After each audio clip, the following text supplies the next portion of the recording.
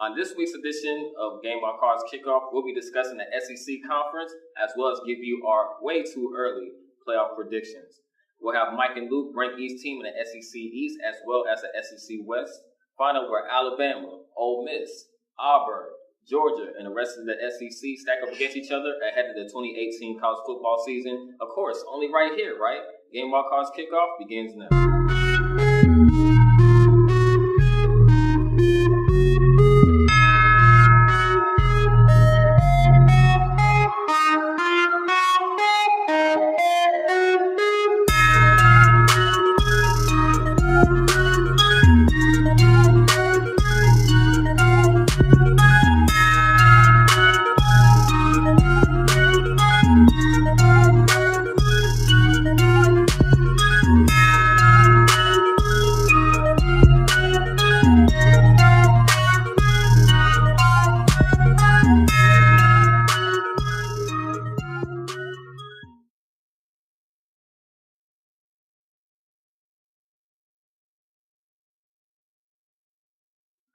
What's happening, everyone? Welcome to Gameball Kickoff, where the football season never ends. I'm Marcus Young Genius Jenkins. I'm Michael Riley. I'm Luke Harden. Yes, sir. And this week we're talking about the SEC Conference. Oh, don't forget the new merchandise. We got towels and just another thing to add to our line that you can also get towels, t-shirts, tank tops for you that love to work out. We also got graphic tees for you. We got that and a lot more. Check out the clothing line, and you can find that on what website? That's tokendesigns.topeka.com/gameball. Tokendesigns.topeka.com/gameball. Get two of everything. Yes, sir. Now we're going to start once again talking about the SEC Conference. Now in 2017, they were finished with an overall record of 98-73. They would send 9 out of 14 teams to the postseason. 5 of those teams would win in the postseason, including the national champion Alabama, who would defeat the co-SEC team, the Georgia Bulldogs, by a score of 26-23 in a stunning overtime thriller. We're going to jump into the SEC East, in the SEC East, we're going to start things with the Tennessee Volunteers. The Tennessee Volunteers would finish 7th with a record of 0-8 4-8, a year ago. Mike, I want to start things with you. You have them actually finishing 7th, which would be last in the SEC East. Why do you have them finishing last? Well, new coaching staff, new system. First time defensive coordinator who was under Nick Saban's national championship team as a defensive coordinator is a head coach now, new hires and all that. As we talked about last episode with the Big 12, how they switch up from new coaches and coordinators, it'll take some time. So, and plus, they start off hot, then they just fell off the map, and they had some horrible losses last season.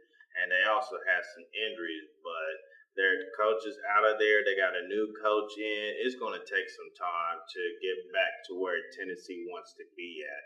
It's just a process that's going to take a while, and I don't see much production coming out this year. They maybe get some key wins here and there, but I've been following up with recruiting, and they're starting to get a little bit better recruiting, but they still got a long way to go in that department. So it starts with offense, defense, special teams, and it's going to take some time to gel in. You got new coaches coming in, new system, so yeah, I'd say they'll finish last. All right, now Luke, I'm saying things to you. You actually have them finishing a little bit higher. You have them finishing in 4th. Why do you have them finish a little bit higher? Oh, they got another Saban assistant. Georgia's got a Saban assistant doing really well there. And Tennessee, they kind of recruit the same kids that Georgia does. They've never been short for talent there. Nana Stadium's never been short to sell out the 107,000 there. I think they beat West Virginia in Charlotte week 1. And I got them finishing 4th, mainly because I think their only losses are going to be to the teams in front of them, to the 3 teams that got finished in front. So, Mike, with you, so you're saying that, and we typically see that happen, of course, with a new coach coming in, a new system. So a lot of changes have to be made. Even if you have experience from that good team, them having to adapt to a new style of play, you think that plays a role in why? That plays a major role because you don't know what plays is going to offensive, defensive schemes. And Kirby Smart, for him to have success because he's familiar from Georgia, he is a Georgia Bulldog and alumni, and he was getting recruits there and out-recruited Alabama and made it to the national championship. So it's easier said than done because you had Kirby Smart, who knows that area familiar well, and he had to change the whole culture. And it took 2 years, but with Tennessee, it's going to take more than 2 years to get that program going again. I actually think Tennessee's going to lose more than 3 games. They, as you know, the East and the West, they play that one cross division game. For example, Auburn and Georgia play every year. Florida and LSU play every year. Well, Tennessee and Alabama play every year. So if they play Alabama, I think they lose that game as well. And then it's kind of a rotation where you play a second team from the other division, kind of on a merry-go-round basis here. This year, they just happen to draw Auburn. So their 2 West opponents are Alabama and Auburn. But so I actually got them going 7-5, respectable 7-5. Week 1 win over West Virginia, though. They'll be in a bowl game, and I think they're going to be. I think they're going to be right there in 2019. I think they're going to be very close to where Georgia was last year. All right. So the Tennessee, So the Tennessee Volunteers, they have a good hire. Obviously, you mentioned the Nick Saban assistant, so definitely it would have to go up with the Tennessee Volunteers. So we'll see if they restore themselves back to the Tennessee Volunteers of the past, so that we would see. New athletic director as well, John Curry, completely botched the hiring of the attempted hiring. If I'm not mistaken, he was gone before the coaching hire was made. If I'm not mistaken. Mm-hmm. All right, and that's going to lead us to Vanderbilt. Vanderbilt finished with a record of 5-7 back in 2017. Luke, I want to send this one to you first. You actually have them finishing last instead of Tennessee. Why do you have them finishing last? They're how am I trying to word this? They're the one private school in the division there. They just certainly they're basically the Yale or Harvard of the SEC, if you will. And I can't remember the guy's name right now, but they had a coach back in the day. I remember reading this quote in the College Football Encyclopedia that came out in 2004, and he was saying something. His quote was similar to they want you to be Harvard Sunday through Friday and Alabama on Saturday, and they just can't do that. And Vanderbilt, they looked to have something going last year. They had a big Week 3 upset home win over K-State in the night game. Followed it up with the home game the following week to Alabama, lost 59-0 again at home, and it failed to qualify for the bowl game. And so anyhow, they're pound for pound, they're the least talented team in the division. All right, Mike, I'm going to send this one to you. You actually have them finishing, just a notch higher, you actually have them finishing 6th. So why did you actually pick them under Tennessee? Well, because they did have some key wins last season, especially early parts, and especially against a very talented team in Kansas State. I mean, they went blow to blow with them. It came down to the final play, and the defense stepped up and made that play. The score was 14-7, if I'm not mistaken. Mm-hmm. And K-State had their chances to win that game, but they had a punt return touchdown that was called back due to a hole and other minimal mistakes. So they was able to win that game. And ever since that debacle against Alabama, they just went here and there, here and there, here and there. Then they fell off and failed to make a bowl, because I was really high on this team last year, but it's a process. They're going to have to find a good quarterback on offense that can get them going down the field, score some points. The defense is there.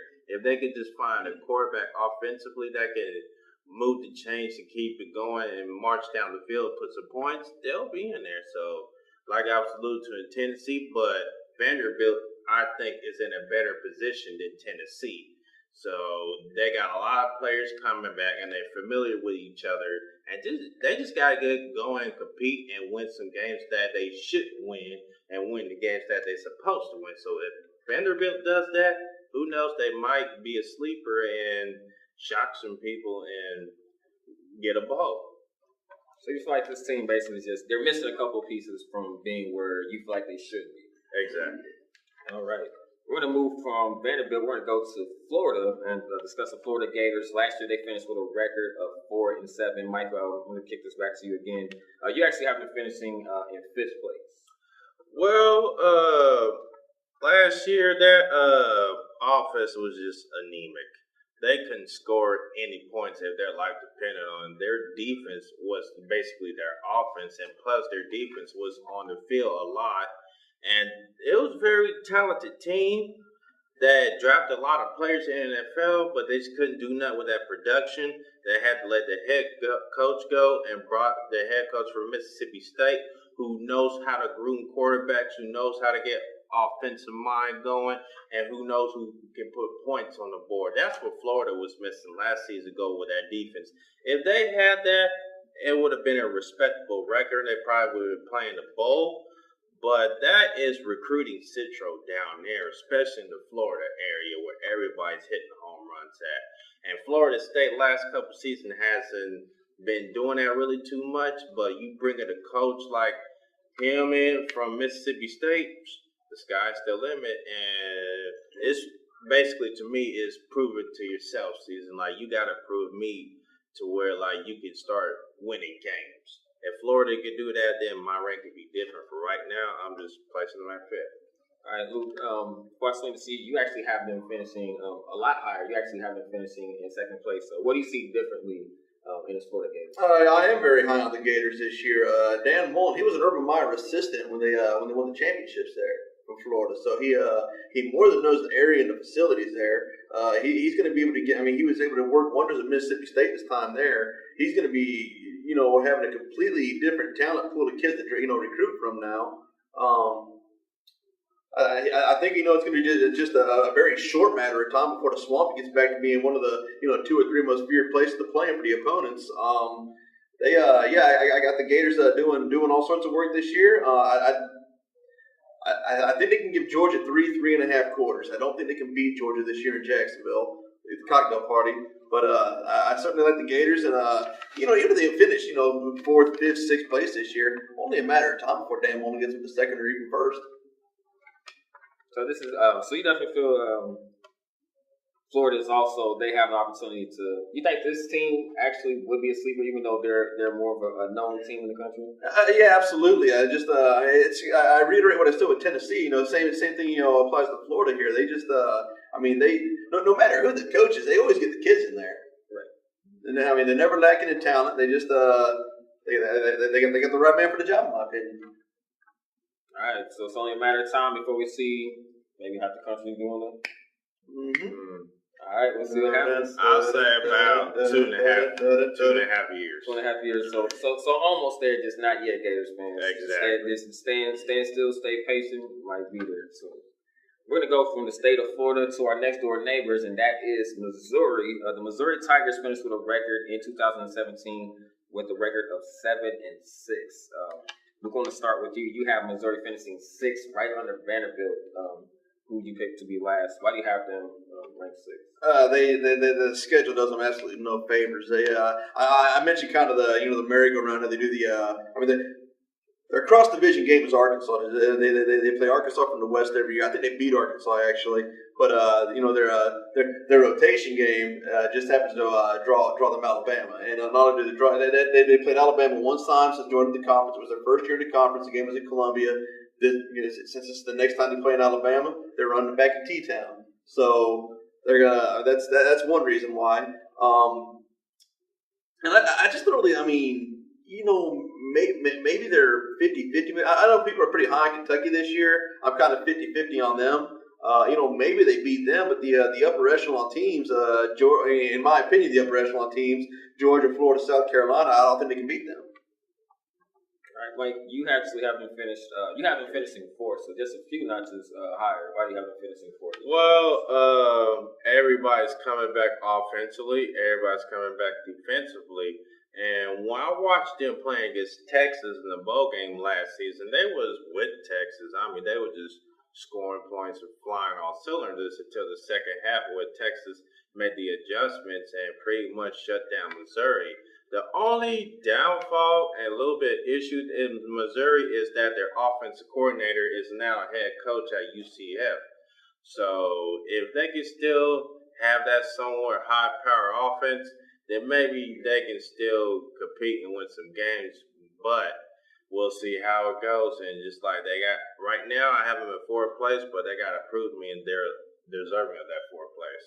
I want to ask you both this. Missouri won 7 games last year. Do you think they can win a few more games this year, or kind of about the same? About the same. I haven't missed the postseason. I know they're bringing Drew Lock back. I know that I think back in February or whatever it was, they were getting 100 to 1 odds to actually win the championship this year. But we're going to see the rise of Tennessee and Florida this year. These are these are a couple of teams they finished ahead of last year. I don't think they're going to beat them this year. All right, Missouri picked to be kind of in the middle.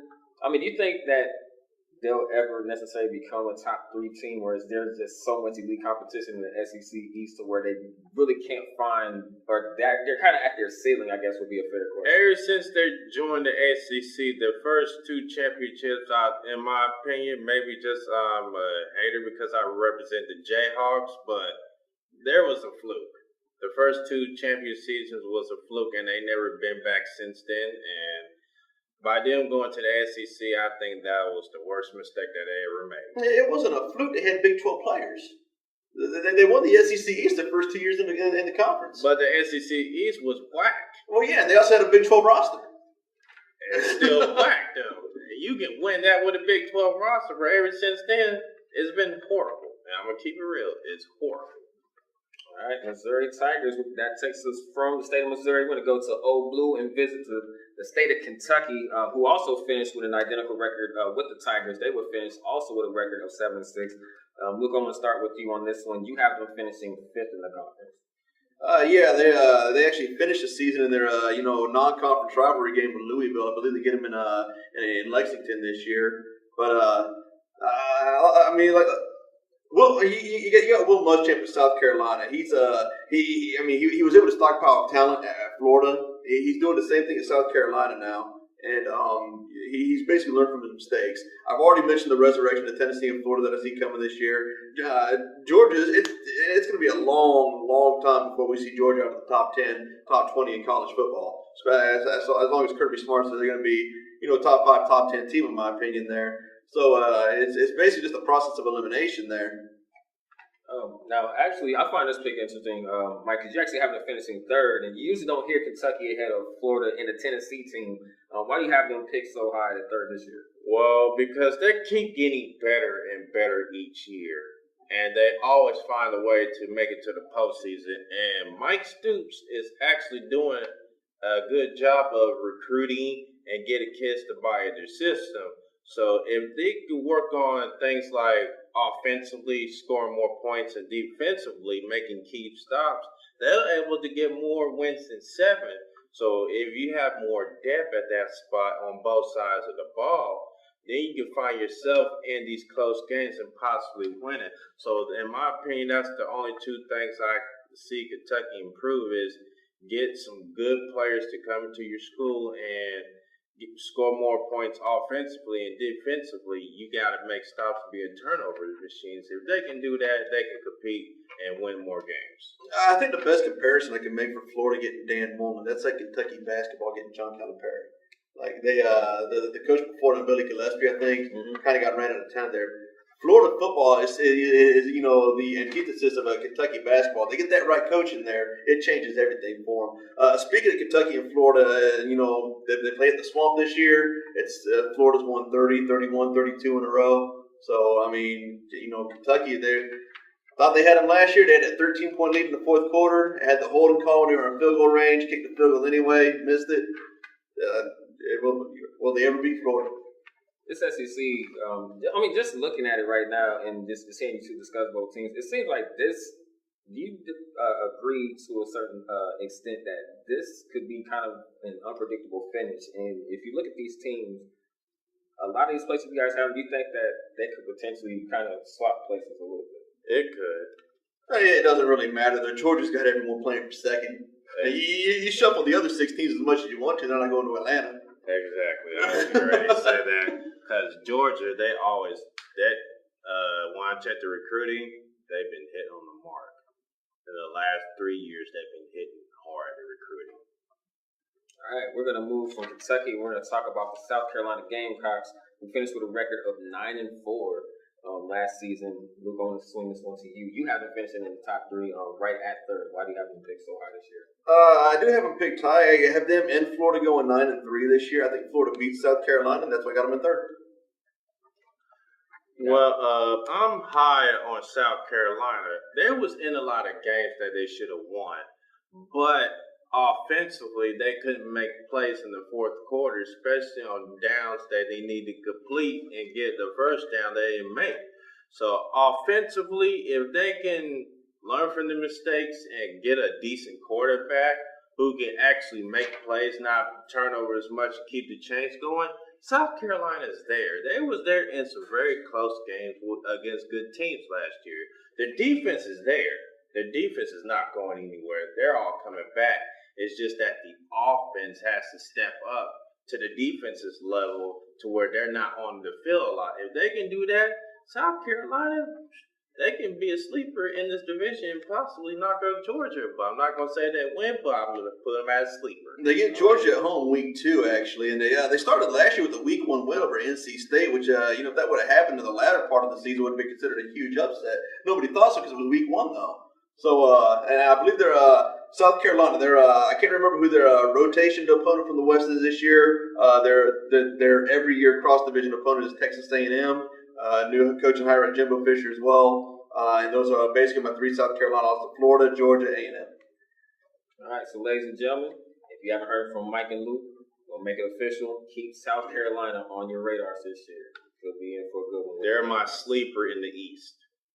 All right, and no surprise here. Finishing first for both Mike and Luke would be the Georgia Bulldogs, who finished last year with a record of 13-2. Those Bulldogs, they went to overtime in the national championship with Alabama. Can they have the same success and take a little bit higher this year? Mike, I'm going to start with you. Why'd you pick them first? I mean, Georgia, you can't deny that Georgia is back. From what I've seen the last couple of years, and Kirby Smart completely changed that culture ever since he got hired as a head coach. Got an extension for it. He changed the culture. He changed practice habits and all that. And the spring game, it was just like phenomenal to watch. And the defense, they lost a few players on defense, but everybody else is coming back. And Shawnee Michelle, the running back, and Nick Chubb, those are going to be hard to replace at the running back position. Then they had that freshman DeAndre Swift stepped into the Rose Bowl against Oklahoma last year. It's already filled. I know, but you got that 1-2 punch. Chubb as a pounder, Shawnee Michelle as a speed and violent runner. I mean, you can't defend them both. I'm like, wow. So they always find place to reload in that position. And fortunately, Jake Fromm had an incident where he broke his hand on a boat accident or something. So if he can come back from there, I mean, Georgia is still Georgia right now. So I don't see nobody competing with Georgia in this division. And they was one play away from beating Alabama in the national championship game. If they would have made 1-2 more plays, it would have been over. And they had that bad penalty call that killed them from winning that championship game. And it would have been pandemonium because Georgia has not won a championship in a long time. Basketball, NFL, and college.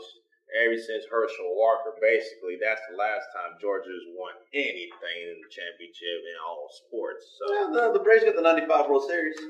Well, yeah, I forgot about that. Very true. Yeah. The Braves did win, but I'm just saying, like, recent memory. They haven't won since then.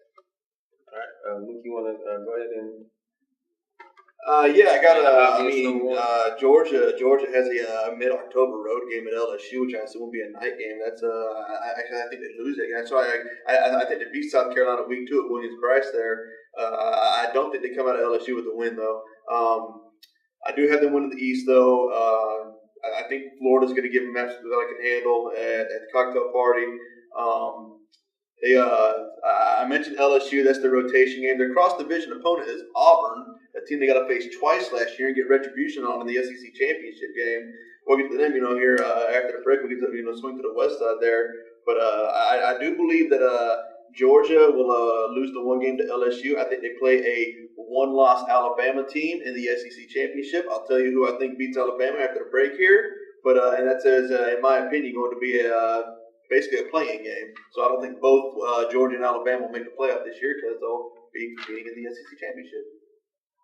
All right, and that will do it for the SEC East Division. We're going to take a quick break, and when we come back, we'll head down to the SEC West, where we'll talk about Alabama, Auburn, LSU, Ole Miss, and the rest of the SEC West. You don't want to miss that, so stick around right here, only on Gameball Calls Kickoff. We'll be right back. Right back.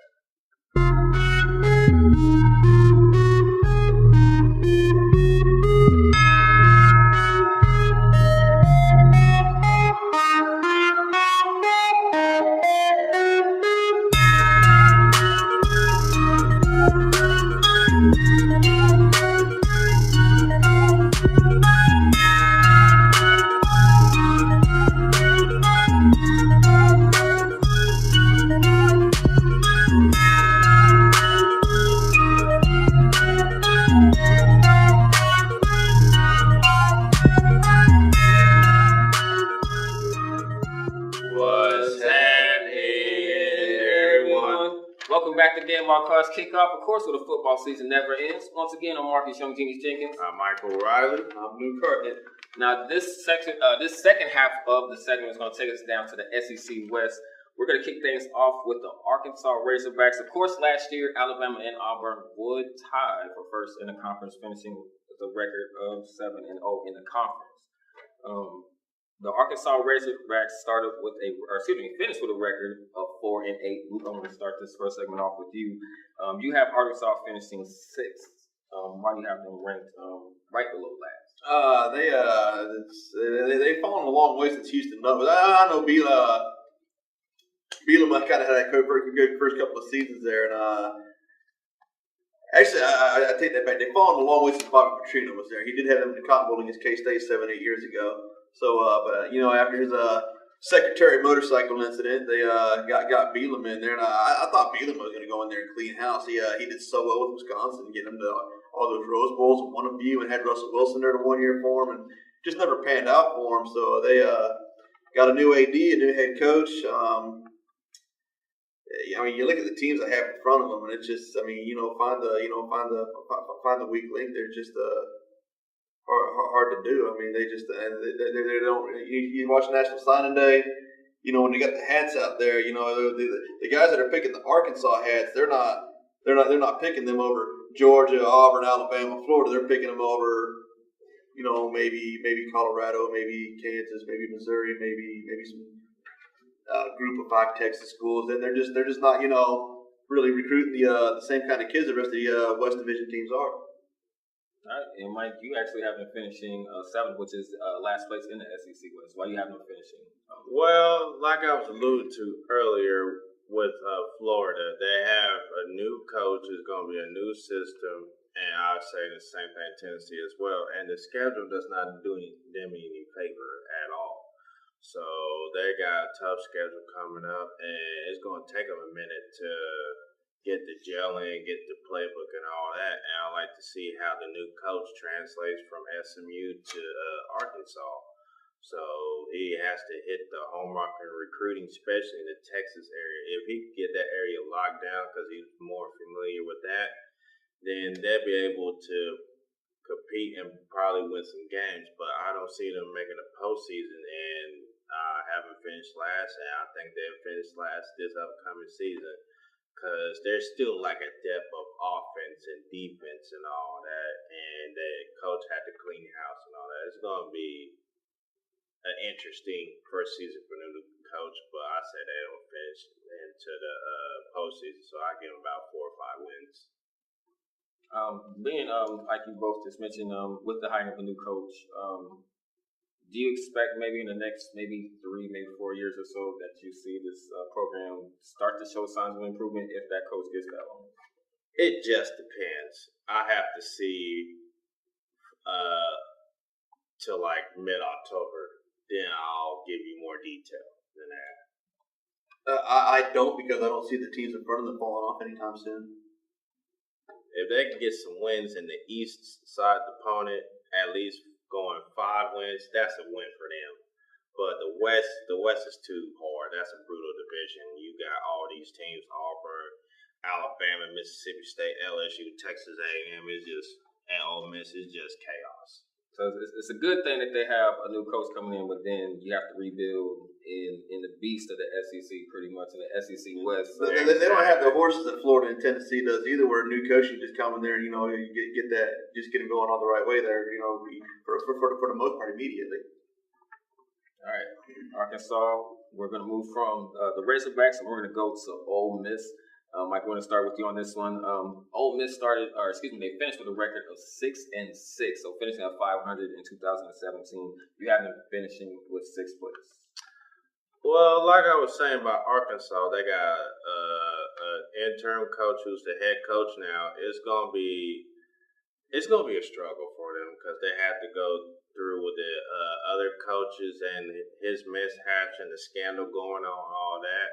It's really not that bad, but it's still, you got to go through them stages. And also, I don't really seeing them hitting the hallmark offensive, defense, and recruiting-wise because you got Alabama and Georgia and all the other schools is hitting up recruits because Ole Miss was stealing them players left and right, but recent events kind of turn that around so you don't hear them as much as you used to. And it's going to be another tough road for Ole Miss, especially making it to the postseason. And that quarterback just transferred to Michigan. That's a huge blow for them. So it's going to be a struggle for Ole Miss, but we'll just have to find out and see. All right, and Luke, you have them finishing last. Actually, kind of swap places. You actually have them low. Yeah, I think Arkansas wins basically. But I tell you what, they open up a week 1. I don't know the location. It's a neutral field though against Texas Tech, and I'm thinking the winner of that might be able to compete for a bowl game because they had that one non-conference, that one extra win out of conference to help boost them. All right, Ole Miss, 6-6 last year. You have them finishing kind of roughly about the same. About the same. All right, Ole Miss once again, another team is kind of trying to rebuild just like Arkansas in the SEC West. We're gonna move from Ole Miss. We're gonna talk about Texas A&M. Texas A&M finished with a record of 7-6 last season. We're gonna start with you. You actually have them finishing kind of in the middle of the pack at 4th place. They got just a murderous schedule this year. They week 2 they played Clemson at home in the non-conference. Believe it or not, I actually think they beat Clemson. 2 weeks later they're at Alabama. I don't think they beat Alabama though. They have another touch. They have a 3-game stretch. It is where I think they play Auburn. They play Auburn, South Carolina. There's a third team they play just back to back to back, and that doesn't count Clemson. That doesn't count Vanderbilt. Maybe it's LSU. I know they play LSU at the end of the year. But it's just a treacherous road that they have there. Maybe it's Auburn I'm thinking of, and they. But outside of that 3-game stretch against I believe Auburn, South Carolina, and Auburn, South Carolina, and LSU, I believe it is. They have a. I don't think they lose outside of that 3-game stretch though. Mike, you have them just a little bit lower. You have them finishing in 5th place. Well, like I was saying to the previous teams, but they hit a home run when they hired Jimbo Fisher. That's been their target since last season. We want Jimbo Fisher, and Jimbo Fisher didn't really comment too much about if he was staying at Florida State going to Texas A&M. It was confirmed he went to Texas A&M, so he has to change that whole culture. And the problem with Texas A&M is they have a good offense that can score points, but they never have defense. And Jimbo Fisher brings that to the table with Texas A&M where he had at Florida State. Now, when he was at Florida State, he had a lot of good recruits and made it to NFL, especially in the first round with Jalen Ramsey, Joyner. Now you got Edward James and so on and so on. And Jameis Winston on the offensive side and some good receivers and running backs as well. So I think he'll do a good job duplicating like what he did at Florida State. But it's going to take a year or two. This season is baby steps, so you can kind of get away with that. But next season, expect more. And he also knows how to bring NFL offense to that program as well, because some of the schools that run offenses, you don't see them doing NFL traditional offenses. But Jimbo Fisher does, and he sticks with it, and it's been very successful. Because I was checking out in the spring game, he loves using the tight ends to get open separation for yards or touchdowns. And the wide receivers has got to step up a little bit and make plays and catch balls, not drop it. And whoever's at quarterback is going to be a quarterback competition. But overall, give him about another year and a half, he'll get this team right. All right. New coach coming in at Texas A&M, Mr. Jimbo Fisher. See if they can capitalize off a 7-6 record. With his first year, of course, saying that they had a record of 7-6 a year ago. What do you expect their record to be this year under Jimbo Fisher? I'll say about 9-10 wins. I think I'm going 8-4. I'd say about 9-4, 9-4, 8-5, or 10-3.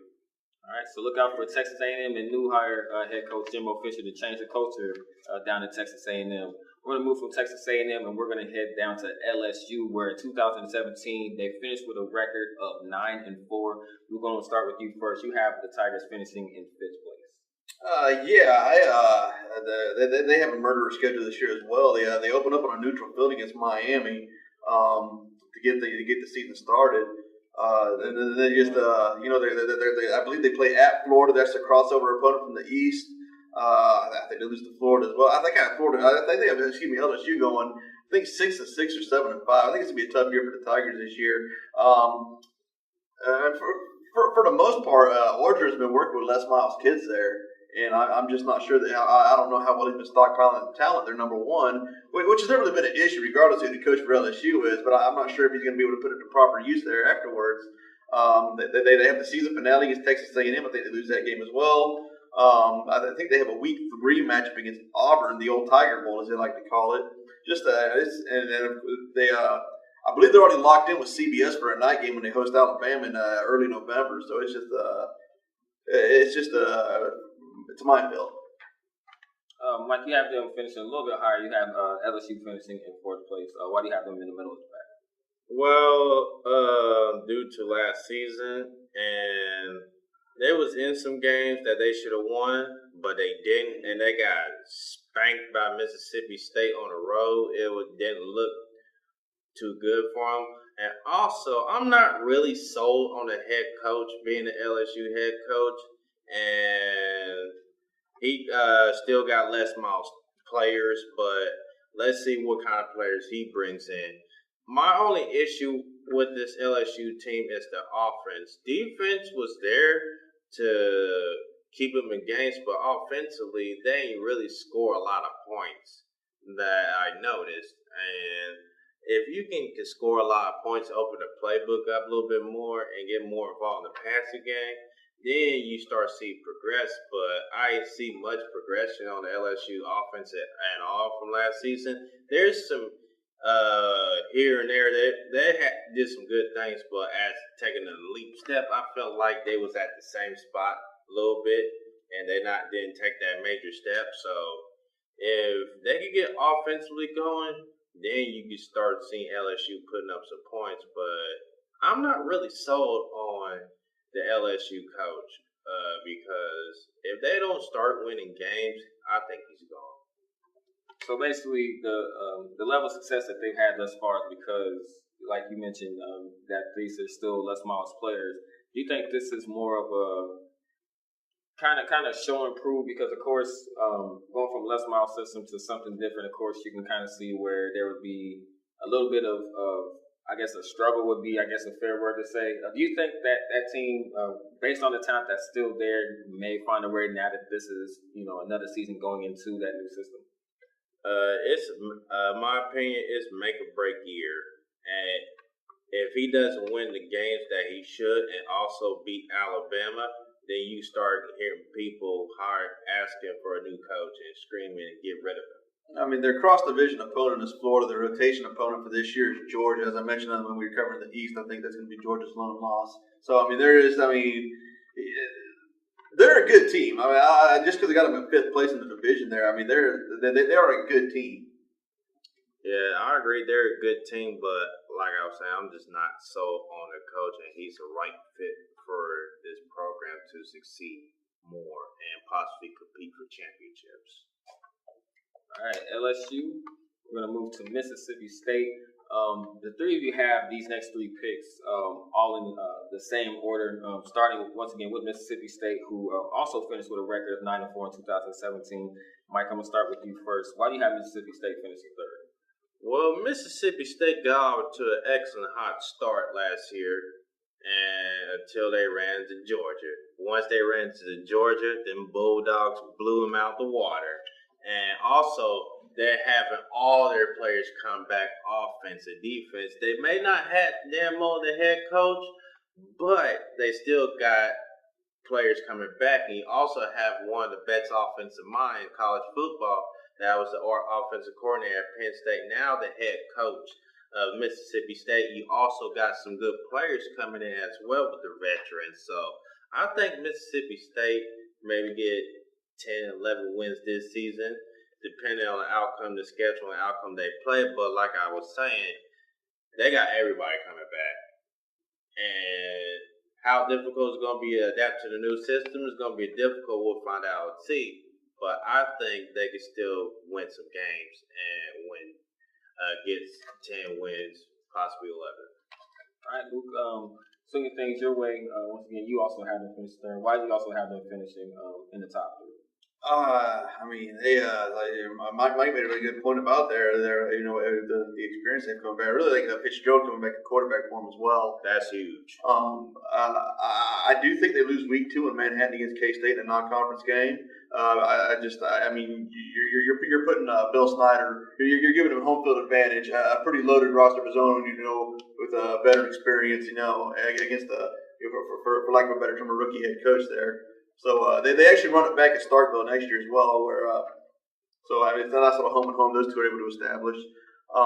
Mississippi State though, they are that surprise team that I have winning at Alabama this year. I think they're the one team to go into Alabama and get a win this year, and they play a non-conference opponent the week before the Alabama game. I believe it's Louisiana, formerly Southwest Louisiana, the Raging Cajuns.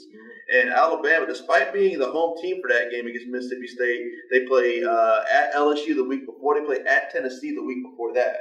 So I think they will be ripe for the picking. I'm not going to say Mississippi State should have beat Alabama last year. They probably should have went to overtime with them, though. Kind of let Jalen Hurts go. I think he scored a touchdown, 31 seconds ago in Starkville as well. So I think it's that one game where Alabama might just get caught sparking just a little bit, be just a little too banged up.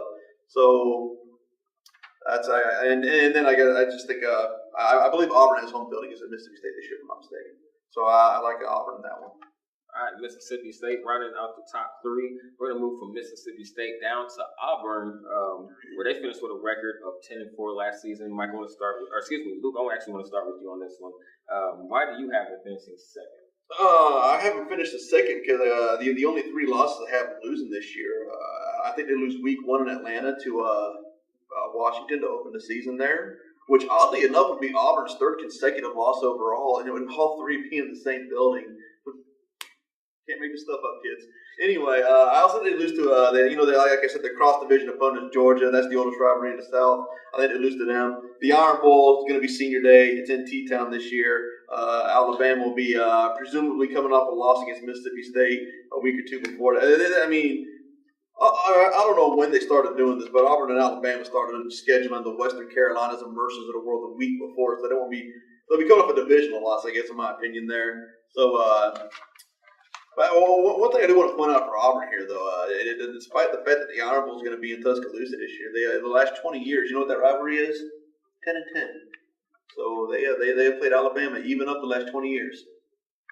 All right, Mike, why do you have Auburn finishing in second place? Well, it's because they're loaded on offense and defense. They got most of their players coming back, especially at the quarterback spot.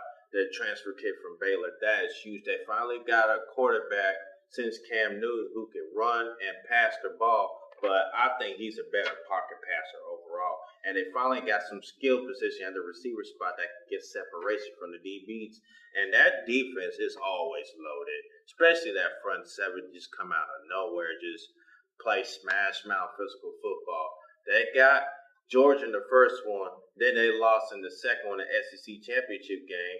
Then they lost to UCF team, which that looked bad for them. So how they can bounce back from it, I don't know. But we'll have to see about that. And they're the only team in the whole SEC conference that has Alabama's number. In recent years, I say about 3 out of 5 years, Auburn has won at least 3 to Alabama's 2. And it just comes down to the last play of the game most of the time, except for this game, which they beat them by 10 at home. So if Auburn can shake off some of the cobwebs from them losses, they'll be in the championship game, possibly the national championship game. So it comes down to Auburn and Alabama and the Iron Bowl. Whoever wins that game, more likely win the national championship. War Eagle. Auburn coming back strong this season. I mean, to be fair, Stidham's a great quarterback for him, but I mean, Nick Marshall did have him in the championship game against Florida State after Cam Newton. So I just want to throw that out there. Number one. Number two, Kerryon Johnson. He was not playing 100% against Georgia in the SEC championship game, and I believe Auburn was up 7-0 into the second quarter there. And I think they had the ball at the Georgia 12-yard line. Either turned it over or got stopped on fourth down. And Georgia was somehow I believe the kid DeAndre Swift ripped off the touchdown to tie it with about 6 minutes to go in the quarter there, or in the half, excuse me. And so I think, the game, even though they lost like 20-7 or something, the game was right there in the second quarter for them to be at 14-0, which would have changed everything. So and that was with the hurt running back. Auburn Tigers, both Mike and Luke have to finish in second, and possibly beyond into national championship appearance. Yeah. All right, there's only one way to find out. Gotta stay tuned for this. I mean, the only teams that have losing to are either playoff teams or potential playoff teams. So. All right, so basically, the ceiling is very high for the Auburn Tigers. They avoid the upset. We're gonna go from Auburn, and of course, the obvious number one for both of you in the SEC West, and that is Roll Tide, the Alabama Crimson Tide, who finished with a record of 13-1, and of course, coming into this season, would be the defending national champions from 2017. Lubon, I'll start with you. Why you have them ahead of the pack in the West? This rumor is this is going to be perhaps Saban's first team at Alabama, where the offense trumps the defense. So that's it's been a long time coming there. You also think about who's the never mind the Nick Saban era. Other than Joe Namath, who's the best Alabama quarterback they've had? Jay Barker, McCarron, McElroy. I mean, I don't kind of stretching on this here. So, but they got the kid Tua Tagovailoa, last year's national championship game hero, coming in to replace Jalen Hurts in the second half there. I guess he got MVP of this high school quarterback event, the Elite 11, I believe it's called. Kind of a very, very one of the more prestigious high school awards to win there, especially at the quarterback position.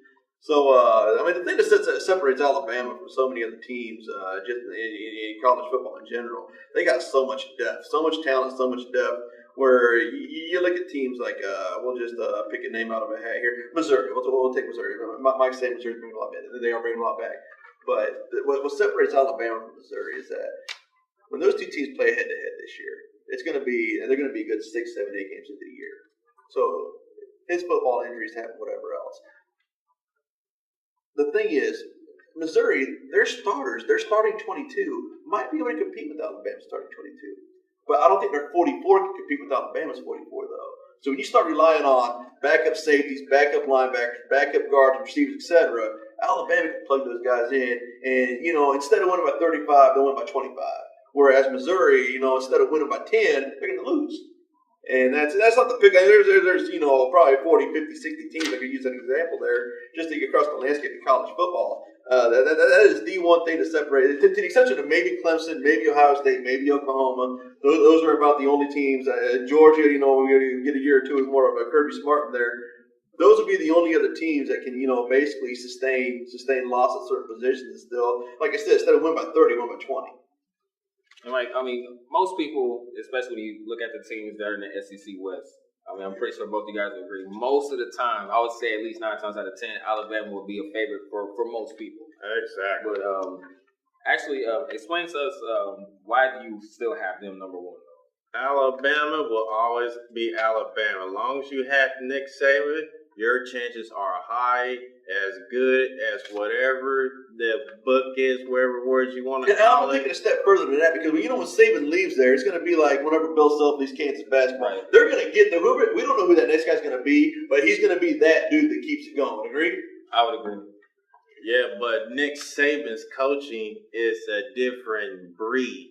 Like Bill Belichick in the NFL, for instance, with the Patriots, his coaching is a different breed, and both of them was coaching together at one, but Belichick being the head and Nick being the defensive coordinator under his wing. So when you take that to account, it's just like Nick Saban is the real deal, and that's why a lot of recruits go to Alabama because they want that chip, and more likely you're going to get drafted, especially in the top 10 or top 15 in the NFL draft. That's why Nick Saban always keeps his players calm and under pressure, and he always stays on them, be disciplined. The smallest details that he preaches, and they'll capitalize on it. He does not let anything slip. He preaches detail after detail after detail. And that's what Nick Saban does. He's the best at it, no question about that.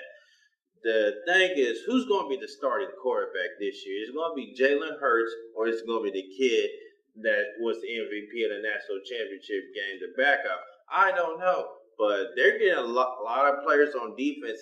They might not look at it recruiting-wise, but their defense is still the defense. And they got the number one corner to go to their school. You know who that corner is? Patrick Surtain's son. Patrick Surtain Jr., the number one corner going to Alabama. I'm just like, they're always stacked. You think you have Alabama? Think again. They're always creeping up, and they always find a way to be in the championship game or win the championship game. So, in order to beat Alabama, you have to give them 2 losses for them not to even be in the conversation.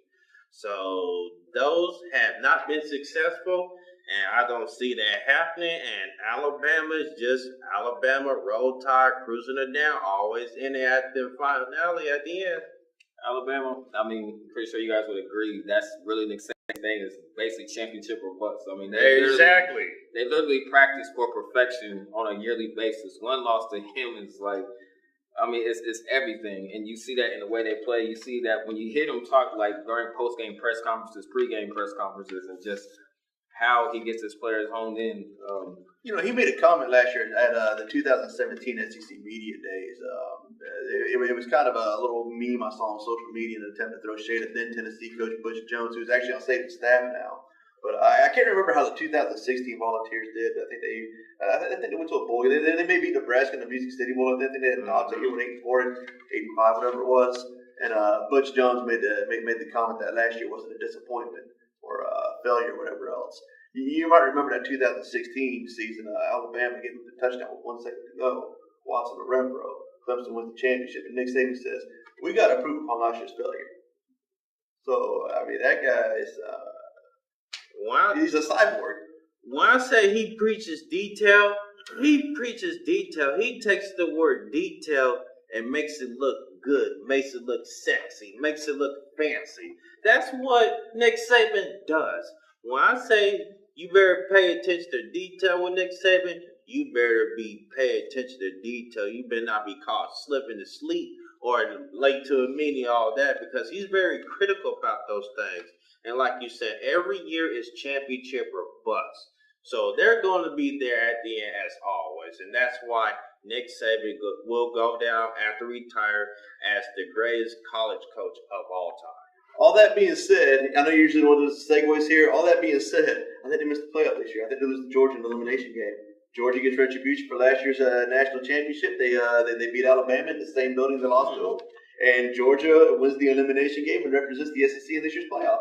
That actually, a lot of people been saying that for years, and what happens? Alabama always in their mix. Their name is in the ballot with 1 loss. It does not matter. you are not going to get rid of Alabama that easy. The only way to get rid of Alabama that easy is handling 2 or 3 losses. Then we have a conversation. As long as if they have that one loss, they're getting in no matter what we say about it. No matter what we say about the playoff committee, it's always going to come down to that one loss team. It's always bad. At the end of the day, I feel like even if they had 2 losses, I just feel like just for the sake of college football, and I think for the sake of ratings, they're still going to be there regardless. Exactly. Just like you just said, it's Alabama. It's just expect for them to be there. I feel like if they didn't make the playoff, I feel like the ratings for the college playoff would I feel like it would dramatically sink if they were not. It would be it'll be hell freezes over. I like Georgia myself, don't get me wrong. It'll be hell freezes over in college football if that ever happened, but I'm not going to go on that lip like he is. I've seen enough. I've said it for the years. I mean, unless they lose to Auburn and finish second in the West Division, get in that way again. I understand that, but I'm not going to say all that because this is Alabama we're talking about. Every time you say stuff like that, they're always in. And they always find a way to be in the championship game or win it. So I'm just going to stick to that. So, gentlemen, shall we go ahead and jump into the way too early predictions?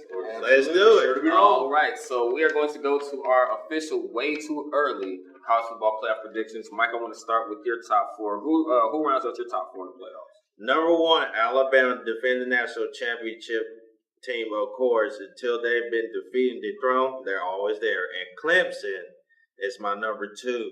They always find a way to compete with Alabama, except for last year's playoff game. It just was a disaster.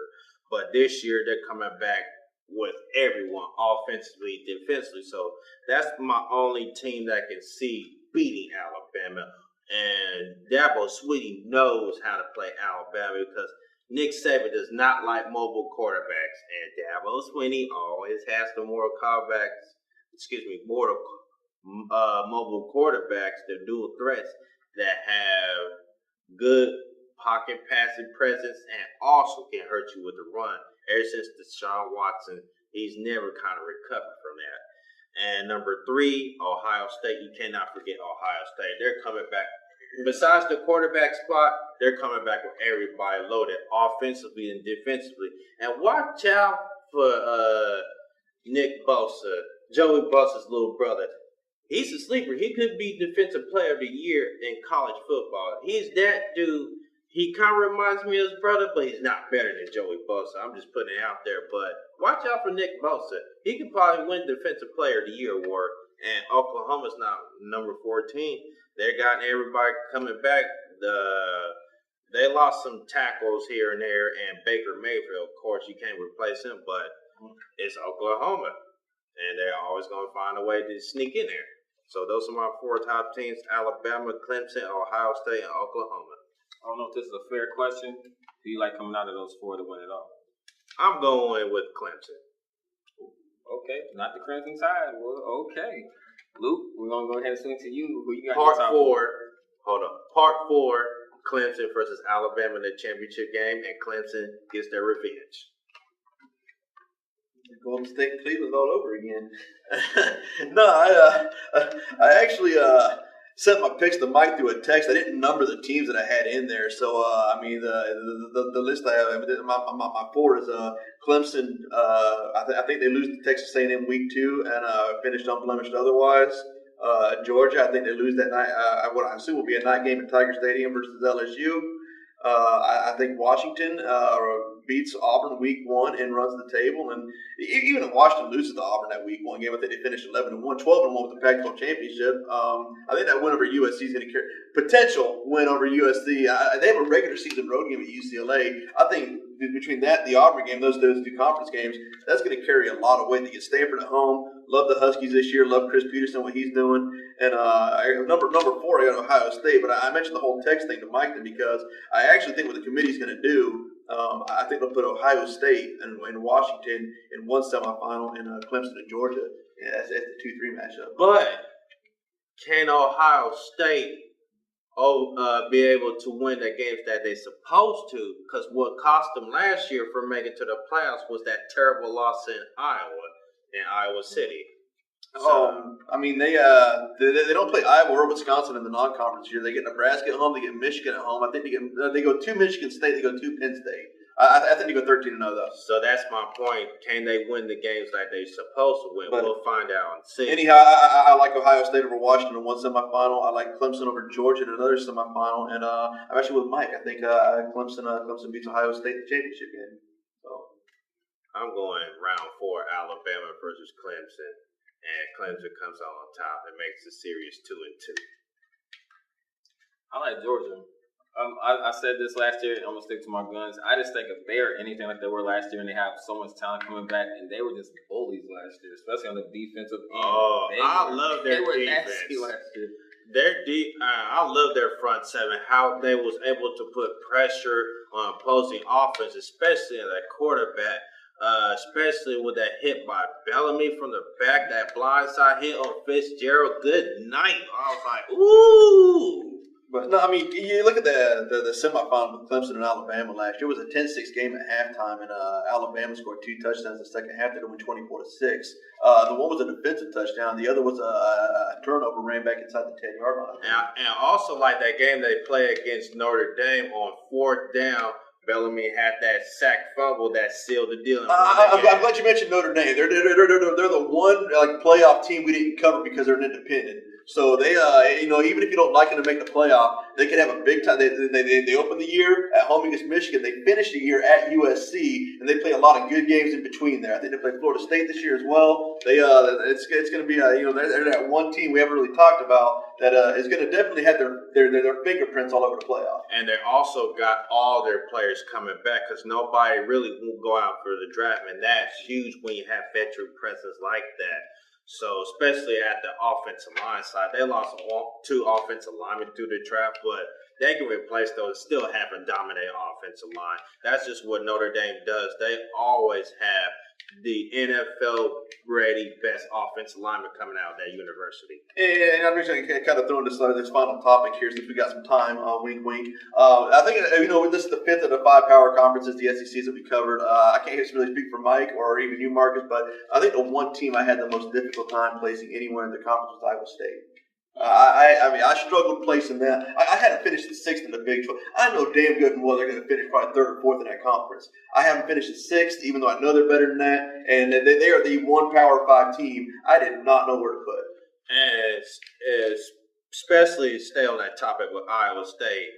If Coach Campbell can duplicate what he did last season and then some, goodbye Campbell, because a lot of teams, especially SEC, want him to come down and put their service to him. I mean, money's going to talk. He's going to leave Iowa State if he does good next year. Our good friend Tom Keegan, I believe, said off camera, I think it was off camera, he thinks that Matt Campbell will be the next coach of either Ohio State or Notre Dame. That's about the highest of high regard. Shout out Tom Keegan, by the way. There, thanks to Tom Keegan for being on. Yeah, so I see him going to SEC school if he repeats the same success he has last year. I mean, those are potential possibilities, but an SEC school, especially everything's on the line, say for instance like LSU. If LSU doesn't work out with the coach that they got, you don't think LSU is going to give him a call? Especially with that offense? Good night. All right, ladies and gentlemen, and that's going to do it for this edition of Gameball College Kickoff. We thank you very much for tuning in with us. Social media, you can follow us on Facebook, Gameball College Kickoff /Gameball NFL Endzone. Email, send us anything, and we'll read it to you wherever it's on your mind at gck.gnfle@gmail.com. Twitter, follow us on our official Twitter page at GCK_GNFLE. That's all capitalized. And you can follow your boy Mike on Gameball_Mike. That's all capitalized. You can follow us on Instagram, GCK_GNFLE. Our clothing line, you get shirts, workout gears, and towels like this. Excuse me, I'll turn it upside down. Towels front and back like that, ringing around. And we also might do some polo shirts coming out soon. So get your gear at tokendesignstopeka.com/Gameball. That's token, TOKAN, designstopeka.com. Like, subscribe, and share anything. Hit that subscribe button on YouTube. Follow us on YouTube at gck.gnfletv. I'll turn it over to you. You can find me on Facebook, Marcus Jovell NT Jenkins. Also, holler at your boy on Instagram and Twitter at Jovell NT. Find me on Instagram and Facebook as Luke Hartnett. Find me on Twitter as Luke Hartnett2. Tell your friends. Tell your friends to tell their friends. We got business cards. We got towels. We got shirts. We got business cards. You want some cards? We give you a little stack of cards. Pass out to your friends. Do some networking.